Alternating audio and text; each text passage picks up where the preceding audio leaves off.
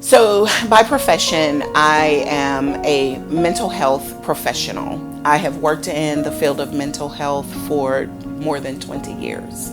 I've worked in the school system, I've worked in the hospital, I've worked in community mental health. I've done a myriad of things working with people struggling with suicidal ideations, struggling with depression, struggling with anxiety, struggling with all of the things that could potentially lead someone to make the decision of death by suicide. But I never saw it coming in my life. I know all of the signs. I know what to look for. I know what to tell other people to look for when it comes down to assessing someone's health and their well-being for signs of potential suicide triggers. My daughter lived 2 doors down in the same home, under the same roof. And I never thought that this would be her fate. Mimi was full of life. She was the life of the party. She was a very precautious person at times. And so if she did not really know you, you got the quiet, reserved, studious, I am all about my business, Miriam. If she knew you, you got the I am full of life, fun, Mimi. She was very, very comical. She loved to dance. She loved to encourage people, and her friends. When she passed, I was overwhelmed by the amount of people that attended her service. We prepared, I want to say, 300 programs, and we were out of them in a matter of minutes because there were over, I think, 500 or 600 people that attended. All of her friends came to me and said, Mimi was the one who kept us together. She was our encourager. She was the person that we went to whenever we had a problem. She was the one that encouraged us to do better and to keep going if we had a hard day. She always said to us, oh, it's going to be okay. Oh, things will get better.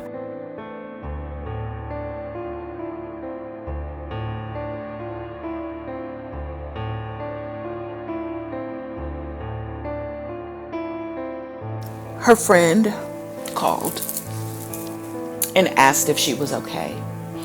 And that was roughly around maybe 12 a.m. And I said, yeah, like, why? What's going on? She said, is she at home? I said, yeah, she's home. She's in her room. And she said, she sent me a text message that I don't like. I said, well, what does it say? And she said, well, it just says like,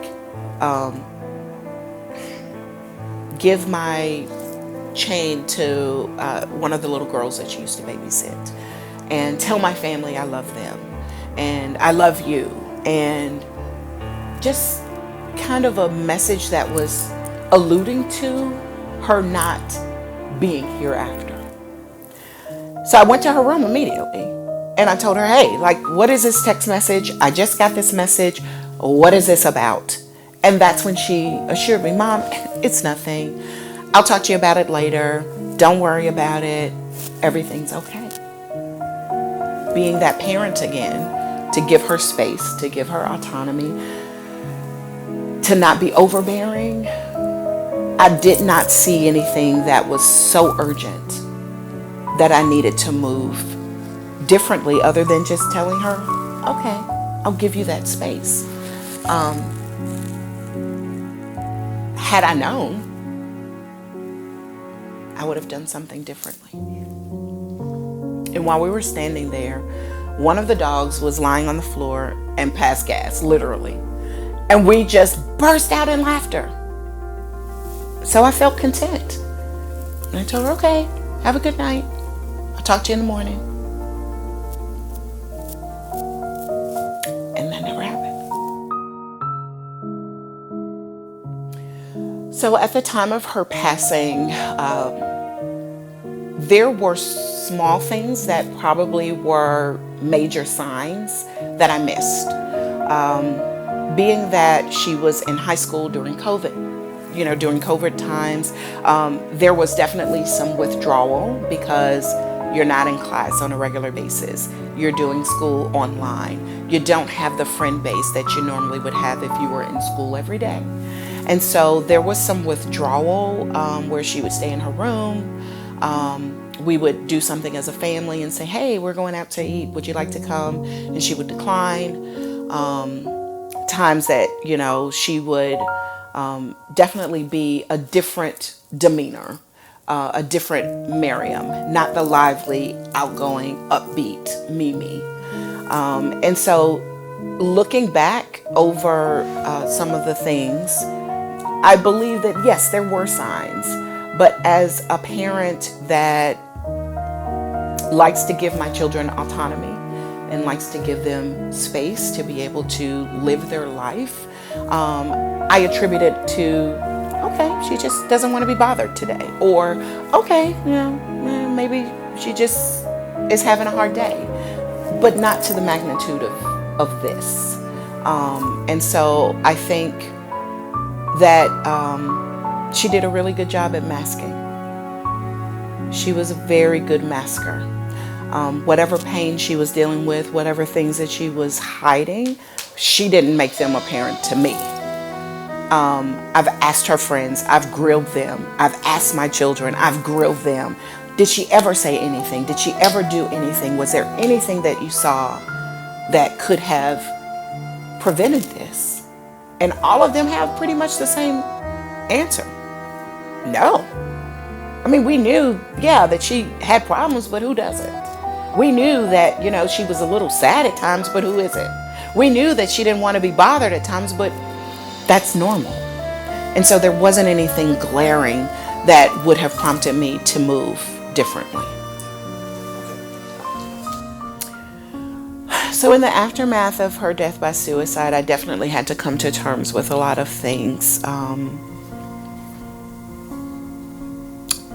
Mainly respecting the choice, but also being really upset with that. Because I know that if she were given the right supports, I believe she would have made a different choice.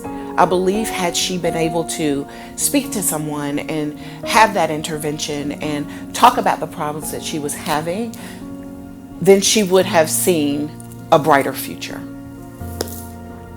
So coming to terms with the fact that I felt like I had failed as a parent and as a mental health provider, because I didn't get her the help that she needed.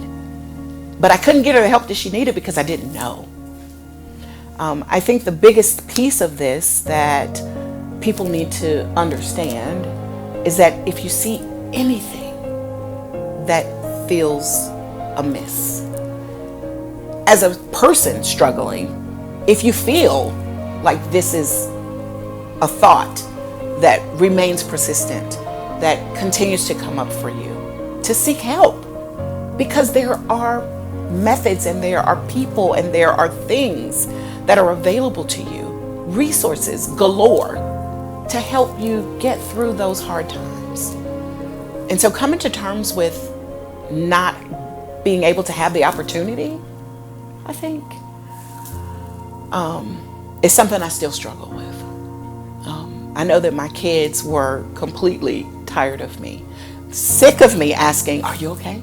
Do you need something? Do you need to see somebody? We all went to therapy, still are in therapy, made sure that we checked in with each other regularly. And they assured me, Mom, I'm okay. Mom, I'm fine. But there's still that something inside of you as a parent. When they say I'm fine, dig deeper. When they say I'm okay, dig deeper. Do those check-ins and make yourself available because you just never know.